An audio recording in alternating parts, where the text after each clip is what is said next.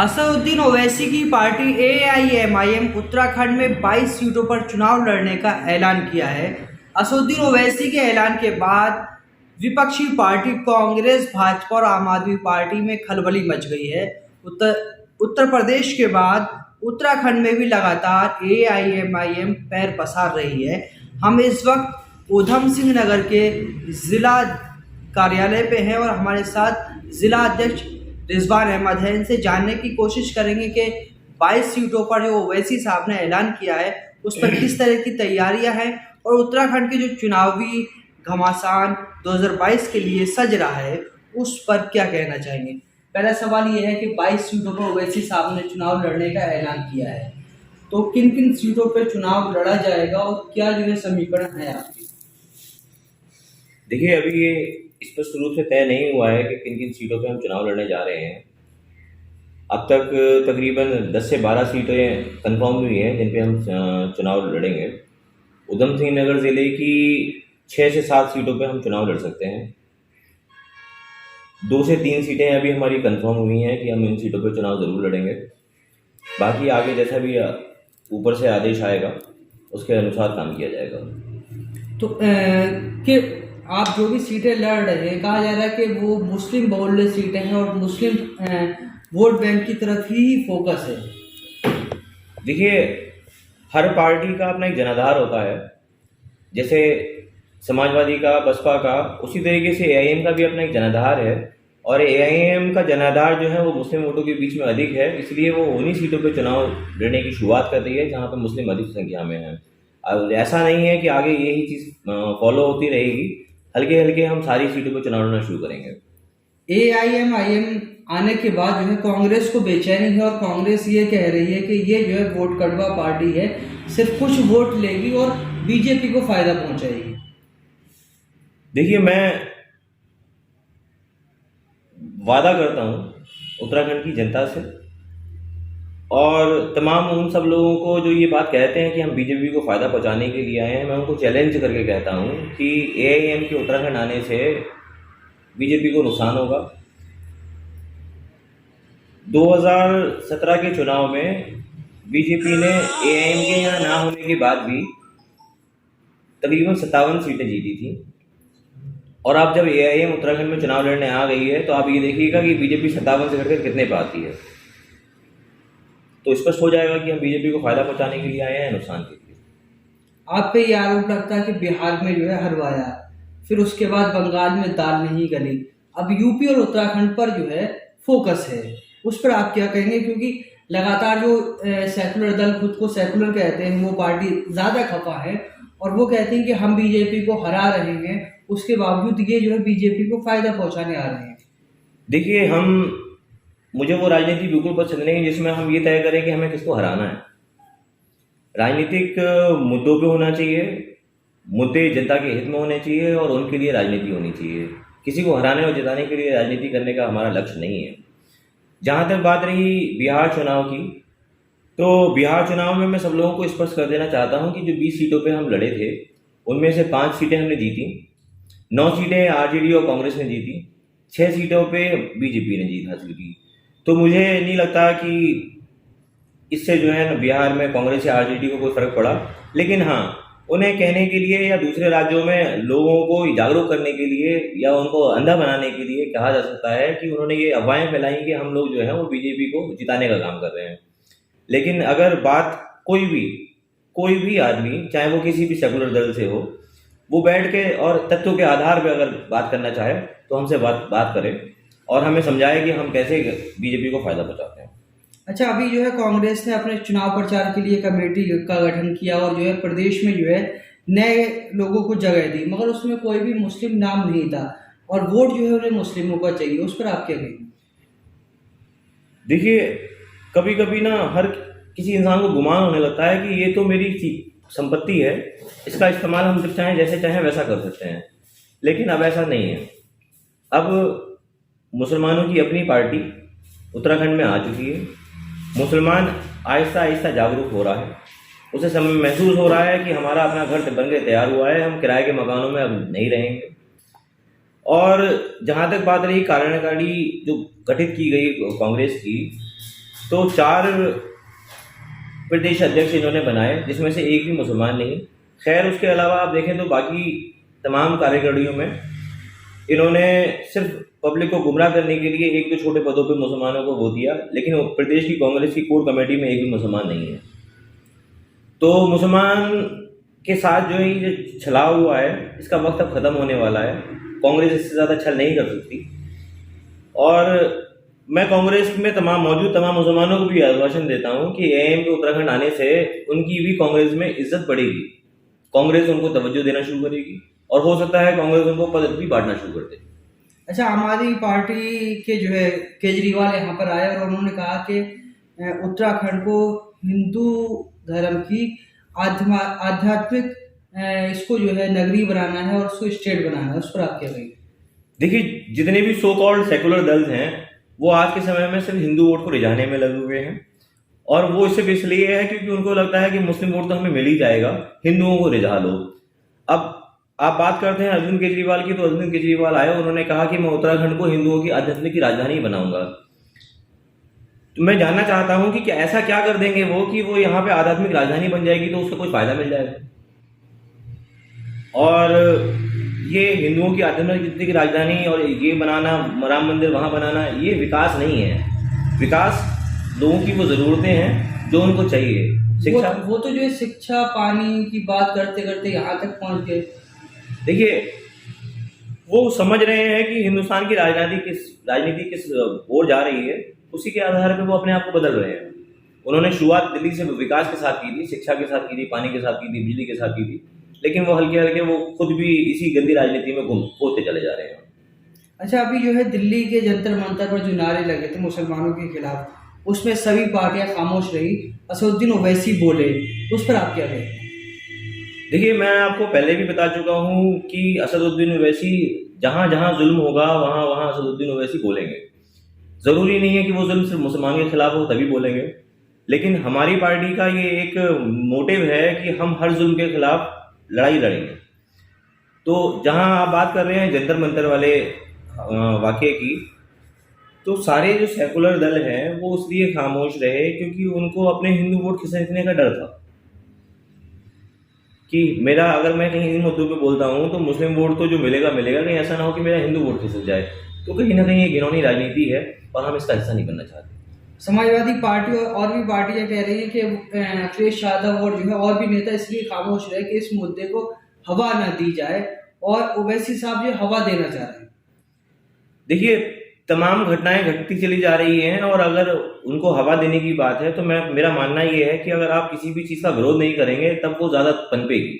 अगर आप आज की तारीख में सब लोग विरोध करना शुरू कर दें तो ऐसी घटनाएं बंद हो जाएंगी। अच्छा, कल स्पीच में असदुद्दीन ओवैसी ने कहा है कि आजम खान के लिए जो है दुआ कीजिए, उस पर आप क्या कहेंगे? क्या ये राजनीतिक स्टंट है या हमदर्दी के तौर पर है? देखिए, एक भाई का दर्द जो है ना, एक भाई समझ सकता है। ये राजनीतिक स्टंट नहीं है, ये बड़े भाई के लिए छोटे भाई का दर्द है। उनको महसूस हो रहा है कि मेरा भाई तकलीफ में है, और मेरा वो भाई जिन लोगों के साथ में था उनको उसकी परवाह नहीं रही। तो अब जाहिर सी बात है कि भाई होने के नाते भाई तो परवाह करेगा।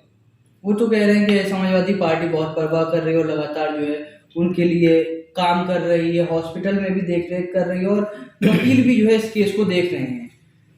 देखिए, मेरे परिवार के किसी सदस्य को अगर कुछ हो जाता है और मैं उसके लिए भले ही कितने लोगों की एक टीम लगा दूं, कुछ भी कर दूं, लेकिन अगर मैं वहाँ नहीं हूँ तो वो बेमायने है।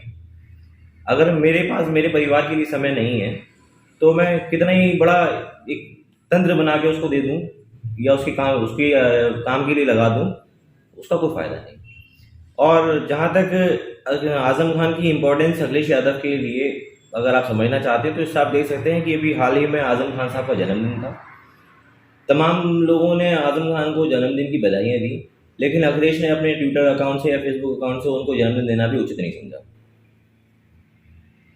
वो तो पोस्टर में भी जो है आज़म खान गायब होने लगे हैं, उस पर आप क्या कहेंगे? देखिए, आज़म खान पोस्टरों से भले ही गायब हो जाए लेकिन लोगों के दिलों से गायब नहीं होंगे।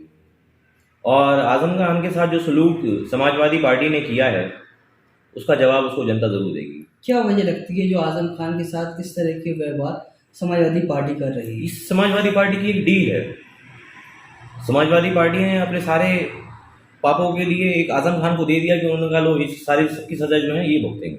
वही हो रहा है। आहिस्ता आहिस्ता जो है समाजवादी पार्टी भी मुसलमानों से दरकिरार होने लगी है। अच्छा, यहाँ पे जो है उत्तराखंड में आम आदमी पार्टी है और कांग्रेस है, उसके बीच में जो है कैसे जो है लोगों के बीच में AIMIM जगह बनाएगी और किस तरह से जो बीजेपी का टैग है उसको जो है धोने की कोशिश करेगी। देखिए, बीजेपी का जहाँ तक टैग है तो मैं इस बातों को नहीं मानता। यदि कोई आदमी ये कहता है कि AIM बीजेपी की बी टीम है तो वो अपने साथ एक पुख्ता सबूत लेकर आए कि हाँ ये वजह है जिसकी वजह से हम वो करते हैं। यदि कोई सबूत लेकर आता है तो हम उसको मानेंगे, अन्यथा कोई कुछ भी कहता रहे हम उसको नहीं मानेंगे। आम आदमी पार्टी के उत्तराखंड में आने से AIM के लिए खांचे खुले हैं। AIM अपना लड़ाई और बेहतर मजबूती से लड़ सकती है। आम आदमी पार्टी ने उत्तराखंड के लोगों को धोखा देने के लिए 300 यूनिट बिजली मुफ्त का एक वादा किया है, जबकि मेरा अपना मानना ये है कि आप लोगों को रोजगार दीजिए, बिल तो वो अपने आप चुका देंगे। आप उस कंडीशन में क्यों लेके आ रहे हैं लोगों को कि उनको मुफ्त बिजली दी जाए, उनको मुफ्त खाना दिया जाए, उनको मुफ्त राशन दिया जाए। इसका मतलब ये है कि आप लोगों को रोजगार नहीं देंगे, आप सारी चीज़ें उनको मुफ्त दे देंगे। ऐसा कब तक चलेगा? कब तक आप लोगों को सारी चीज़ें मुहैया मुफ्त कराते रहेंगे और आप सोचते हैं कि देश का विकास हो जाएगा? तो इसका जवाब मुझे अरविंद केजरीवाल दें। अच्छा, आखिरी सवाल ये होगा कि हरीश रावत जो है लगातार चुनाव हार रहे थे, उन्हें चुनाव प्रचार समिति का अध्यक्ष बना दिया। साथ ही आप जिस विधानसभा से आते हैं वहाँ पर जो है पूर्व स्वास्थ्य मंत्री आकर जो है जबरदस्ती चुनाव लड़ने की कोशिश कर रहे हैं कांग्रेस के टिकट पर, उस पर आप क्या कहेंगे? देखिए, ये कांग्रेस का दुर्भाग्य है कि इनके पास कोई चेहरे नहीं बचे हैं। एक व्यक्ति जो दो जगह से खुद चुनाव हारा, CM रहते हुए, वो आज जो है वो चुनाव प्रचार उसका समिति का अध्यक्ष बना दिया। तो कहीं ना कहीं इससे ये महसूस होता है कि कांग्रेस के पास अब चेहरे नहीं बचे हैं, वो उन्हीं चेहरों में किसी तरीके से एडजस्ट करके काम चलाना चाह रही है। तो ये एक एडजस्टमेंट है, इसके अलावा कुछ नहीं। और अगर हम बात करें कि पूर्व स्वास्थ्य मंत्री तिलकराज बेड़ किच्छा चुनाव लड़ने के लिए आ रहे हैं, तो मेरा एक सवाल है बेहड़ जी से कि आखिर बेहड़ जी ने रुद्रपुर क्यों छोड़ा? जब रुद्रपुर वो 2 बार चुनाव हारे तो क्या उन्हें नहीं लगता था कि उनकी लिए ये ज़रूरी था कि वो वहाँ मेहनत करते और वहाँ चुनाव जीते, ना कि वो मैदान छोड़ के भागे और अब उन्होंने दूसरा मैदान चुना किच्छा किन आधारों पे चुना? अधिकतर तिलकराज बेड़ी के जो जानने वाले लोग हैं या उनके जो करीबी लोग हैं वो बताते हैं कि तिलकराज बेड़ी जी का यहाँ पे 12 से 14 हज़ार वोट अपना निजी है।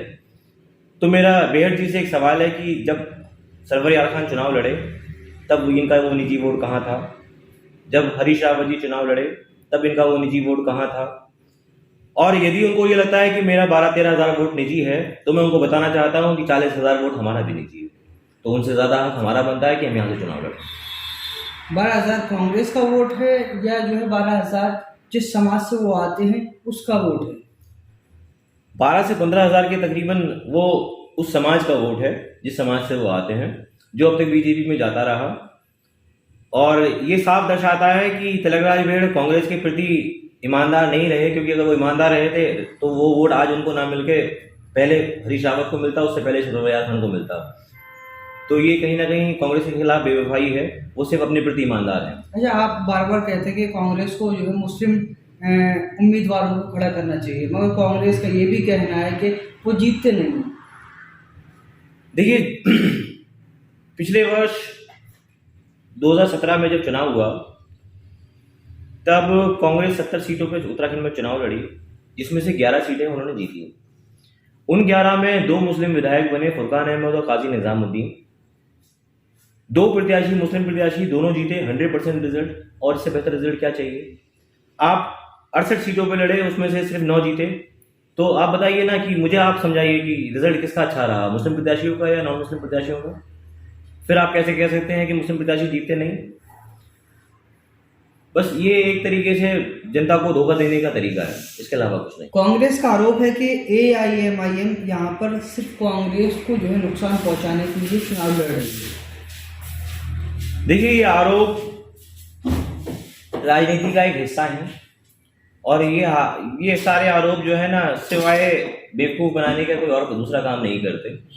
जहाँ तक कांग्रेस का ये आरोप है कि आईएम यहाँ पे सिर्फ कांग्रेस को चुनाव हराने के लिए आई है, तो मैं उधम सिंह नगर का जिला अध्यक्ष होने के नाते ये वादा करता हूँ कि अगर कांग्रेस हमारे 3 प्रत्याशी, मेरे ज़िले में 9 सीटें हैं, 9 विधानसभाएं हैं, 9 विधानसभाओं में बहुत अच्छा मुस्लिम वोट है जो हमेशा कांग्रेस को जाता है। यदि हम 9 सीटों पे कांग्रेस को वोट दे सकते हैं तो क्या कांग्रेस हमें 3 सीटें पे लीडर नहीं दे सकती? और मैं वादा करता हूं कि अगर वो उन 3 सीटों पे वो लीडर देती है मुस्लिम समुदाय का, तो मैं जिलाध्यक्ष होने के नाते या उधम सिंह नगर जिले से एक भी सीट पे एआईएम चुनाव नहीं लड़ेगी। लेकिन उसके लिए कांग्रेस को आश्वासन देना होगा, आश्वस्त करना होगा और हर हाल में 3 लोगों को टिकट देना होगा। मुस्लिम बहुल क्षेत्र के जो भी सबसे ज़्यादा बहुल क्षेत्र हैं, जहाँ पे सबसे अधिक मुस्लिम हैं, वो 3 सीटें जो हैं वो मुस्लिम्स को टिकट दे देगी, एआईएम चुनाव नहीं लड़ेगी। दूसरी चीज़ ये कि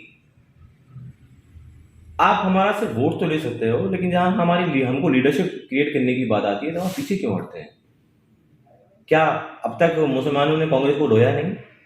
मुसलमानों ने कांग्रेस को का साथ नहीं दिया? मुसलमानों ने कांग्रेस से छलावा किया? नहीं। तो फिर कांग्रेस का ये छलावा मुसलमान के साथ क्यों? इसका जवाब हरीश रावत को देना चाहिए और हरीश रावत को इसके साथ साथ ये भी बताना चाहिए कि वो कुमाऊं में कितने टिकट मुसलमानों को देंगे। नैनीताल, मेरे पड़ोस में जो जिला है नैनीताल, उसमें भी 2 सीटें ऐसी हैं जो मुस्लिम बहुल हैं, एक हल्द्वानी और एक रामनगर। तो क्या हरीश रावत वहाँ से भी किसी मुसलमान को टिकट देंगे या नहीं? इन सब चीज़ों का जवाब कांग्रेस दे। एआईएम सिर्फ और सिर्फ यहाँ पॉलिटिक्स करने नहीं आई है, खुद को नेता बनाने नहीं आए हैं। हमारे सदर साहब भी कहते हैं कि हम जहाँ जाते हैं वहाँ के मुसलमानों को नेता बनाने के लिए जाते हैं। तो वैसे ही मेरा भी स्टैंड है कि अगर यहाँ के लोगों को कांग्रेस नेता बनाती है तो एआईएम भी अपना चुनाव यहाँ से खत्म कर देगी। आपने कहा हरीश रावत टिकट देंगे, हरीश रावत टिकट तो नहीं दे रहे हैं मगर सफाई जरूर दे रहे हैं जुमे की छुट्टी को लेकर। देखिए, मैंने अभी थोड़ी देर पहले आपको बताया था कि ये डर है और ये सारे सेकुलर दल जो हैं ये हल्के हल्के हिंदुत्व की राजनीति अपनाते जा रहे हैं। ये उसी डर का एक हिस्सा है, क्योंकि मुझे अच्छे से याद है कि जब वो पिछली बार चुनाव लड़ रहे थे तो उन्होंने कहा था कि यदि मैं दोबारा से सीएम बना तो मैं शुक्रवार को हाफ डे की छुट्टी दूंगा। और अब उनका ये स्टैंड कहना कि मैंने उसकी छुट्टी के लिए नहीं कहा, ये कहीं ना कहीं उनके अंदर एक डर है और ये दर्शाता है कि वो मुसलमानों के प्रति कितने वफादार हैं और वो किस तरीके से हल्के हल्के अपनी दूरी मुसलमानों के साथ बनाना चाहते हैं।